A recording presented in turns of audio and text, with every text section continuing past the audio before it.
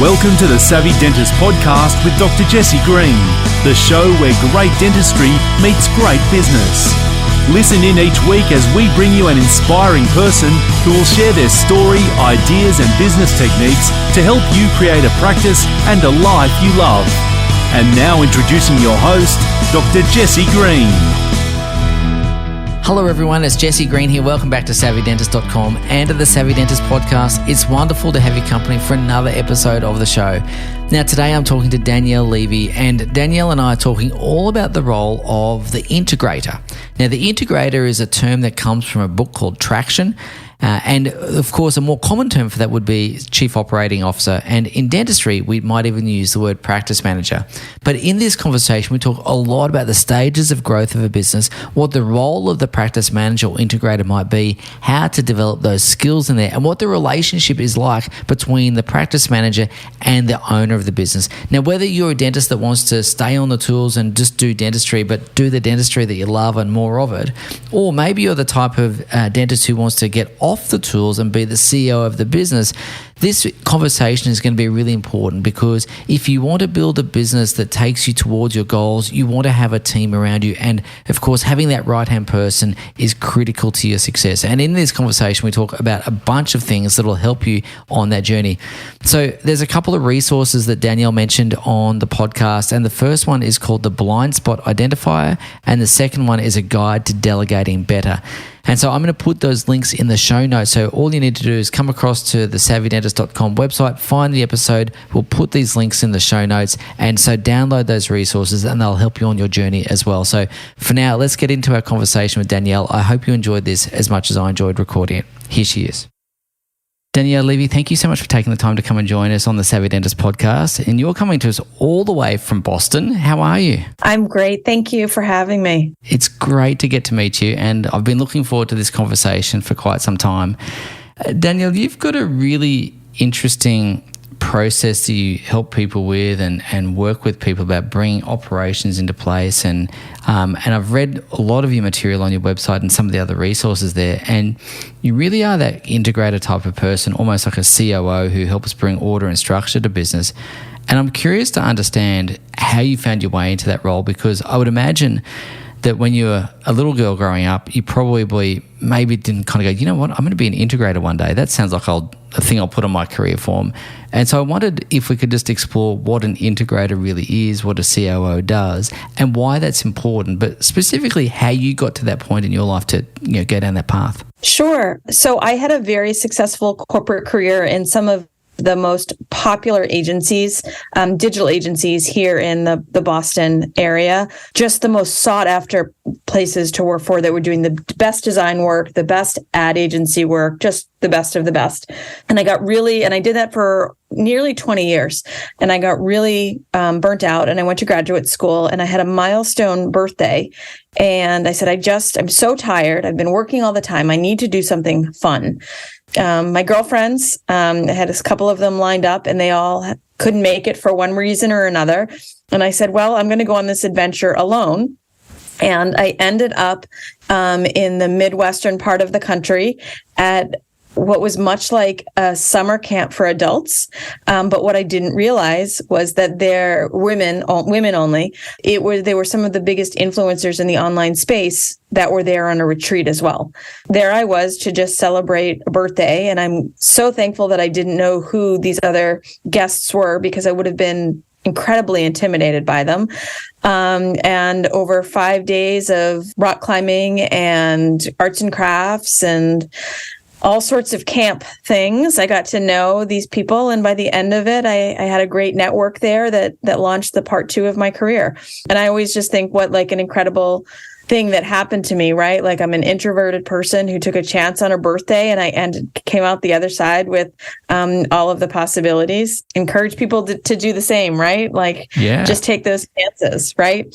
It sounds like a real sliding doors moment. Yeah, it really was. And really, it was just about taking all those skills that I had and just transferring them kind of into just another playground, I guess, is the best way to explain it.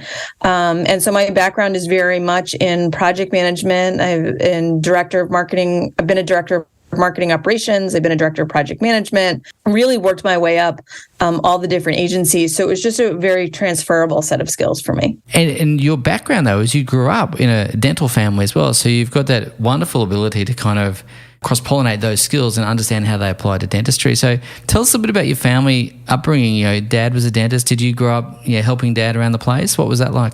Yeah, no, I did. I grew up just around dentistry, when the molds would come in the mail over to the house, and when the sample packs would come with all the new toothbrushes or flavors of sugarless gum or whatever it was, they was always getting flooded over to the house. The American Dental Society was always sending their magazines, and I just thought, how funny to take like all of these photos and just leave them around the house.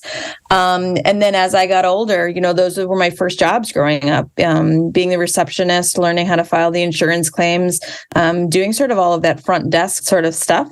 And my dad only retired within the last, a couple of years or so. So it's just always been something that I've been very aware of. It's really interesting because in dentistry, as I'm sure you're aware, we see lots of dentists who kind of get really involved in the arts and crafts of dentistry, and they love the hands-on clinical work. We see people that just fascinate about the latest materials and the latest technology and how they can do their particular procedures better.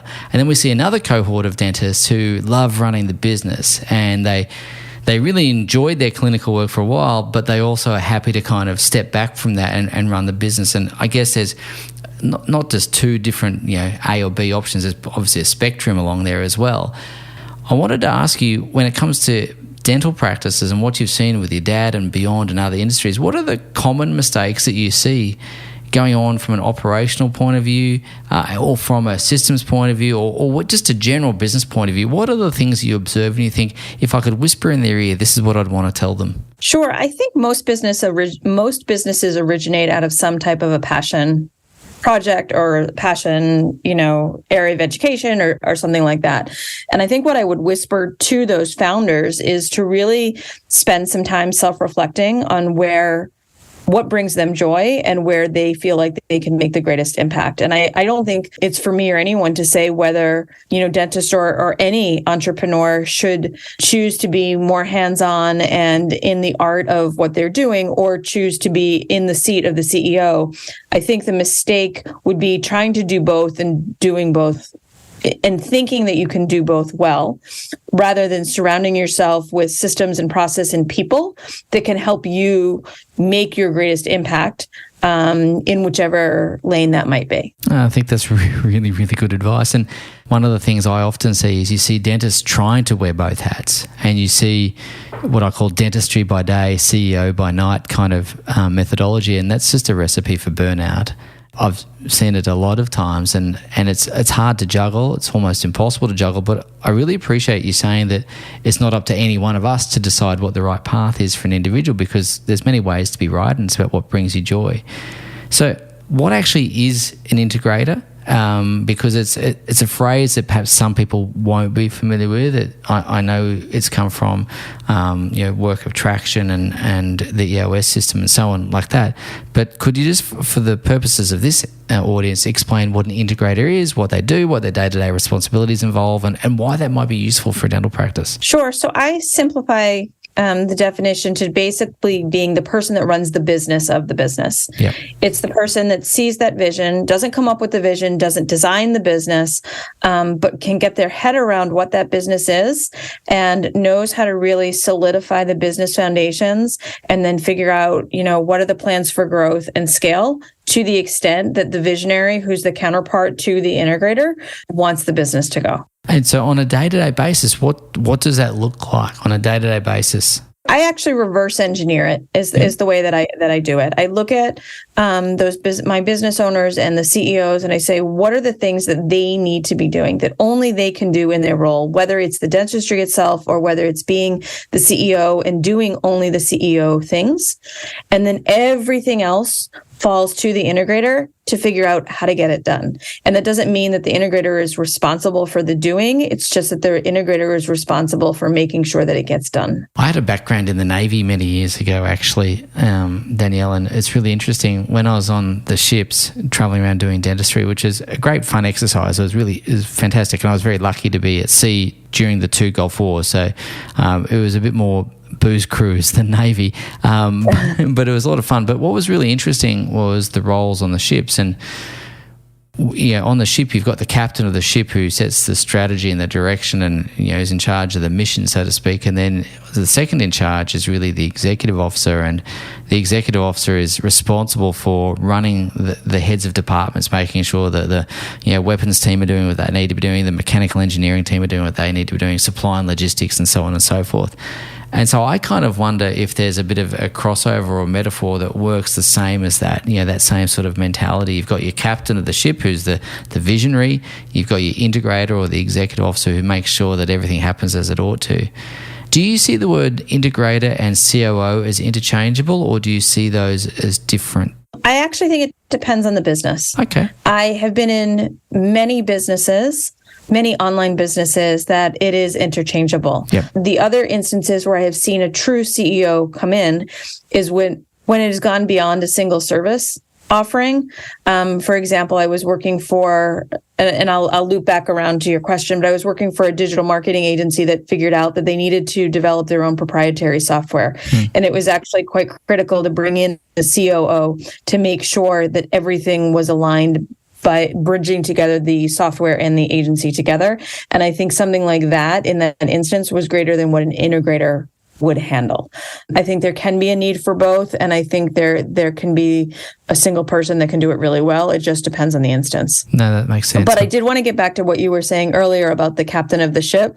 And I thought it was a brilliant analogy. And what I loved about what you had said is you had said that the captain of the ship defines the mission. And I think that's so true. CEOs define mission, they define values, they set the tone for the culture.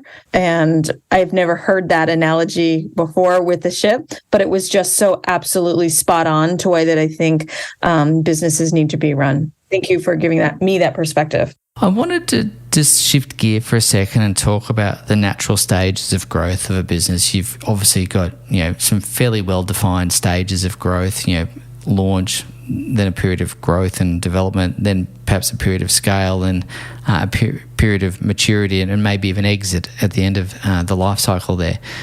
I wanted to ask you a little bit about the common problems that occur in each of those stages of growth.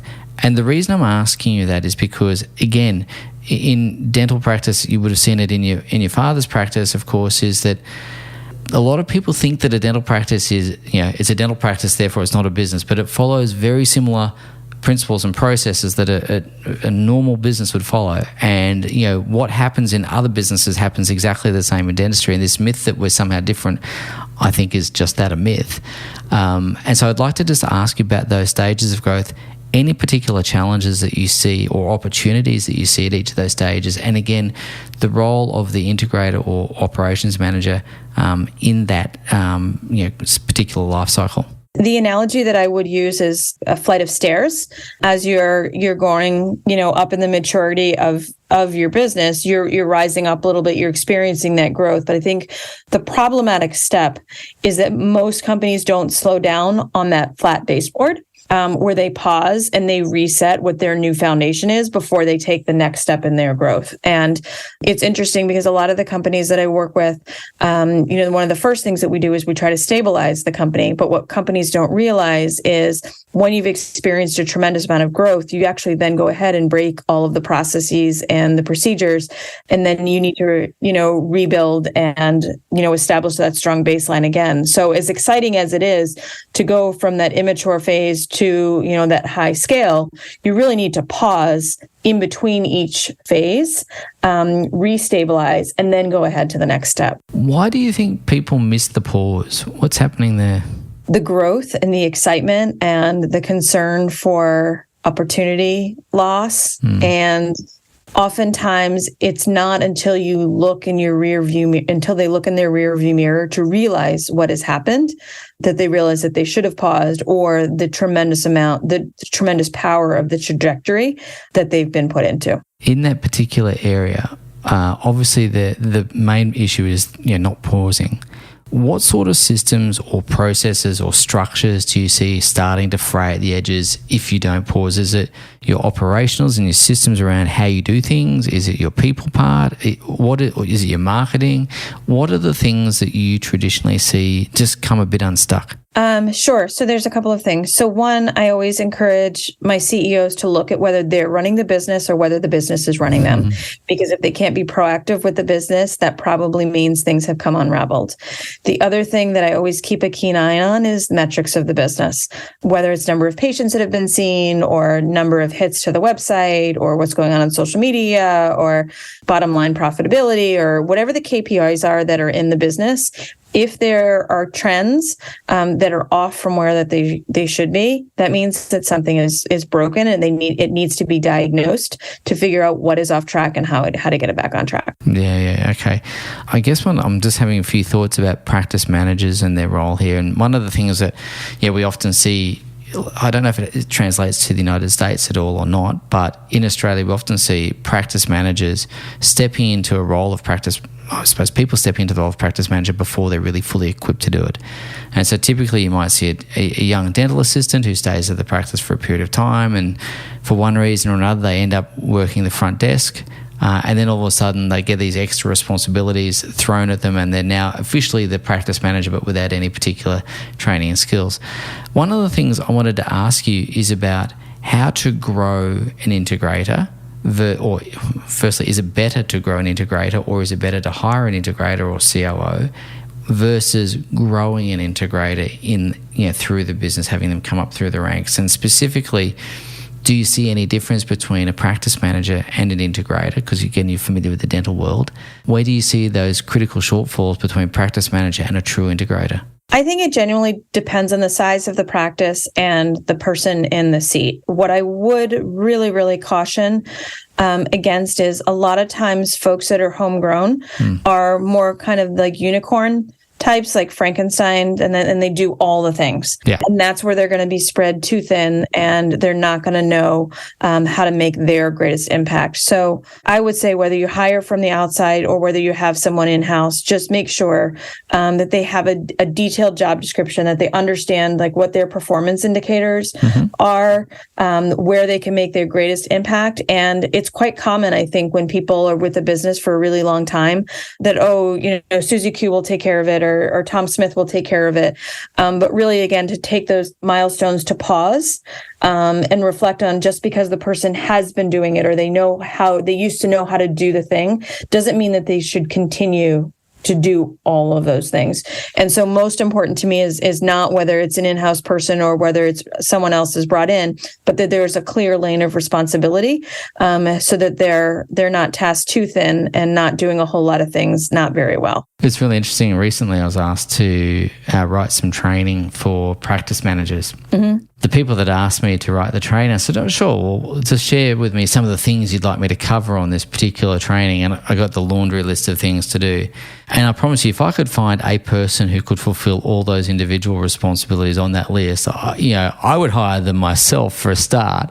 Right. Yeah. But they just don't exist, because they needed to be great at HR. They needed to be basically an HR manager, a CFO, a chief marketing officer, because they needed to know all the ins and outs of AdWords and Facebook ads, not to mention how to use graphic design tools. It's just like, wow, how do you expect one person to do all of that stuff? But anyway, that was a common perception in dentistry. You've got this one person who's meant to wear all these different hats, and I just don't think that exists. And not only does it not exist, is that the quality of what they're producing in all of those different areas probably isn't as great as it should be. And from a cost perspective, you're paying more for some tasks that you should be able to pay less for. And you're probably paying more in time than someone that is more specialized in it, that can do it much faster with a greater amount of expertise. Yeah, absolutely. So where do you see the CEO of the practice having to level up their skills, their knowledge in order to grow as well? Because we all know that, the growth of the CEO or the growth of the founder, can either facilitate growth of the business, or indeed it can limit growth of the business. So what are the common things that you see CEOs needing to grow and develop and understand as they go through that growth cycle as well? I think the practices were probably found on that core dentistry service, right? And so the areas that I would imagine that the dentists need to grow the most in are what I would call like the front of the house activities: sales, marketing, public relations, visibility, all of the things that will attract in additional practitioners, additional patients, maybe it's partners, supplementary services, whether it's like orthodontics or oral surgery or, however you're partnering in your practice. And then all of those back of the house activities. You get quite an education in dentistry regarding the mouth and how to treat all of the different areas of health, oral health. But most dentists aren't getting a full education in legal, in HR, in finance, in human resources, in people management, right? All of those back of the house activities.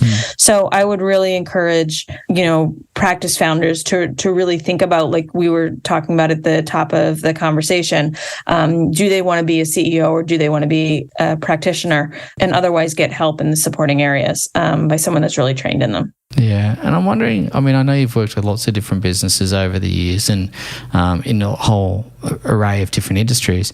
I'm wondering if you can just share some examples or some stories even about some of the journeys that these businesses have been on, some of the things that they had to sort out and encounter, but equally what happened or what was the outcome when they addressed those things, and what did that mean for the individuals on the team, whether they be the CEO, the integrator, or anyone else on the team. I'm just wondering, from your experience, what have you seen? Yeah, I think I spend a lot of time working with my CEOs on blind spots, and just talking about, blind spots are called blind spots because you don't see them coming. And how can we identify those areas of risk in a business so that hopefully we do see them coming? And I think just taking for granted some of the formalization that needs to happen in a practice, whether it's protecting IP or having contracts with staff members, or, really taking that extra step to make sure that things are super buttoned up.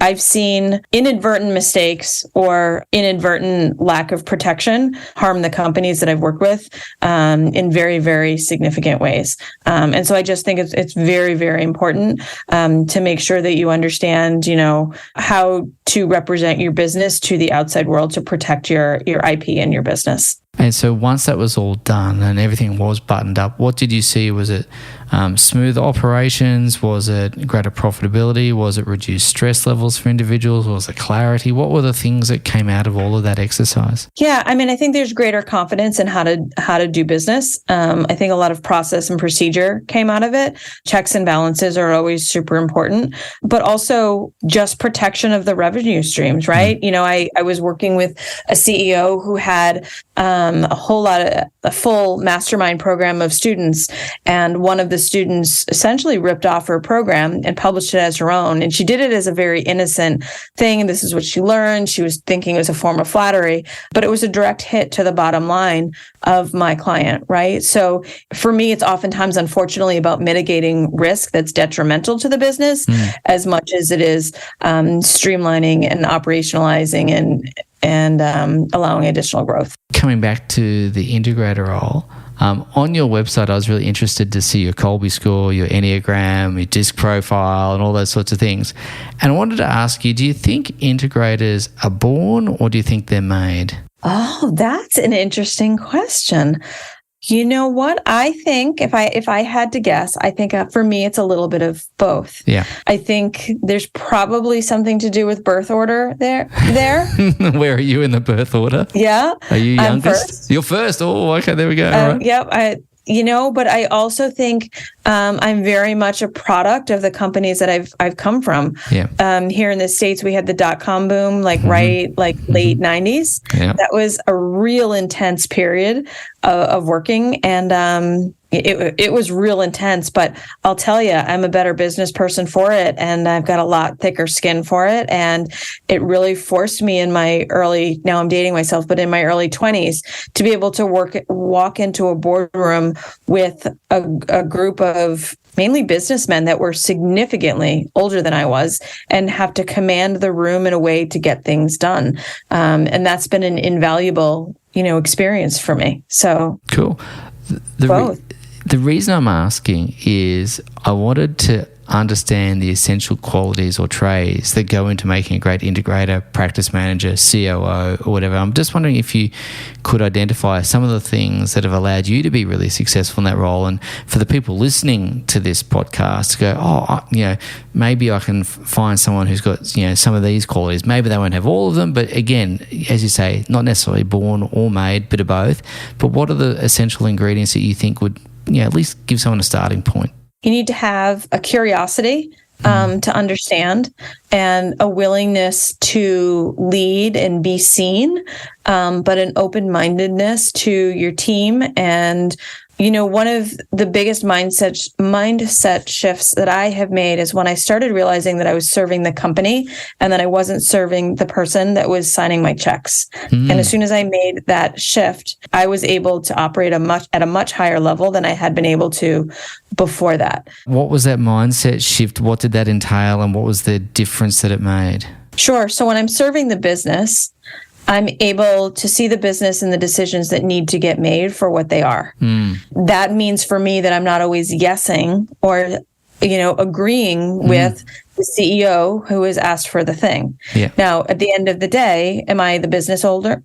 No, but it gives me the confidence to say, you know what, I think this is a better idea because of this, this, and this, or we should try exploring that, this, and the other thing, because my ultimate goal is to serve the business. When I've seen CEOs take shortcuts or when I've seen staff, do some things that I'm not thrilled about, it's not about relationships anymore. It's about my job is, again, just to serve the business with the highest level of integrity. And so can we just touch on the relationship that you would need to have with the CEO to have that degree of honesty and transparency? Because there'll be probably some practice managers listening to this show or integrators, COOs who go, I get that. How do I create that relationship with the CEO so that I can be confident in myself to go, you know what, Mr. or Mrs. CEO or Miss CEO, I'm not sure that I agree with that for this, and this reason, because that does take a bit of maturity. It does take a certain amount of confidence, emotional intelligence, but equally from the CEO's point of view, that takes a bit of trust, also emotional intelligence to create that space to do that. So I'm just curious to understand how you develop that relationship. Well, I think there's two parts to what has kind of been wrapped into that question. I think there's the part of it to raise the concerns, raise the issues, and then there's the implementation of it. And I think there is the trust and the responsibility when it comes to the implementation. But for those people that are just starting out, I would be hard pressed to work for someone that if they knew that I was coming from a real true place for the business, that if they didn't want to create the space for me to be heard. And so for me, that's a misalignment of a position altogether. And certainly over time, the implementation piece comes in. Got it. Cool. So, Danielle, we have traversed a few different topics today and we've covered a fair bit of stuff. And I'm just curious if you had one or two final words of wisdom for either the visionary CEO type person, the founder, or the integrator, COO, practice manager that might be listening today. Any words of wisdom for either of those groups or both of those groups that you think is going to really add some substance to their relationship, their impact, and their outcomes? Yeah. So, like it's mentioned in Traction, the book that we had referenced, the visionary can't run the business without the integrator, and the integrator can't run the business without the visionary. So, and I think it takes both parties to step slightly into the role of the other. And so I would really encourage both roles to look for their complementary partner. I think most important for me is understanding always like clear mission, vision, values. And I think there isn't really most anything that can't be worked out or accomplished or figured out when you understand what that mission and the vision and values are for a company. Ladies and gents, if you want to find out more about Danielle and her work, and I'd really encourage you to do that, please do head across to her website, danielleclevy.com. Just remember to put the C in there, and you'll find a whole bunch of things on her website. You've got a great blog. There's things about your boardroom league and how to get in touch with you and so on. So for those who are interested in doing that, I'd really encourage you to do that, because I think what Danielle's sharing today is really critically important. I think if you're a founder of a business, you really need that right-hand person as a complement to yourself to really move the business forward. And whether you are a dentist that wants to stay on the tools or one that wants to get off the tools, having the right people around you is going to be critical to your success. And the old saying is, if you want to go fast, go on your own, but if you want to go far, go with others, is really, really true. And building a team around you with people like Danielle and others is going to be critical. So, Danielle, thank you again for taking the time to come and talk to us. Really interesting conversation, and I've enjoyed getting to know you. Thank you. Thank you for listening to the Savvy Dentist podcast. For more episodes, go to drjessiegreen.com/savvydentist. And to discover how to build a high-performance dental practice, visit drjessiegreen.com and download the free report.